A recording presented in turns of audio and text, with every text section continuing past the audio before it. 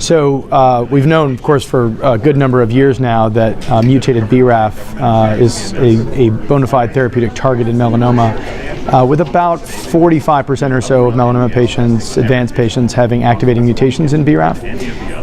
We had a first wave of advances in 2009-10 timeframe with vemurafenib and dabrafenib coming along and essentially proving that BRAF mutations in melanoma are a therapeutic target. Those drugs ultimately became FDA approved just a couple years later. Pretty quickly we began to understand that reactivation of the same pathway in which BRAF resides, the so-called MAP kinase pathway, was a very common theme, and there were available MEK inhibitors in clinical development which target the downstream component in the pathway from BRAF, and it was sort of immediately conceived that maybe stitching those two drugs together would be useful. That's been validated 2 times over, with dabrafenib trametinib and vemurafenib cobimetinib both being FDA approved for this same population.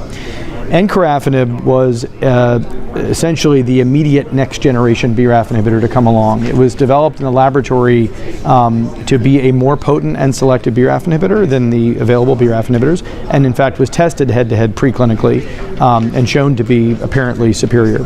But until you get to humans, you don't know.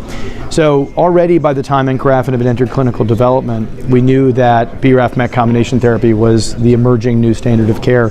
So a rather quick single-agent phase 1 trial was done, and then immediately into a combination phase 1 trial. Those results looked promising both from an efficacy and safety perspective. And then quickly after the completion of those studies, this phase 3 trial was launched.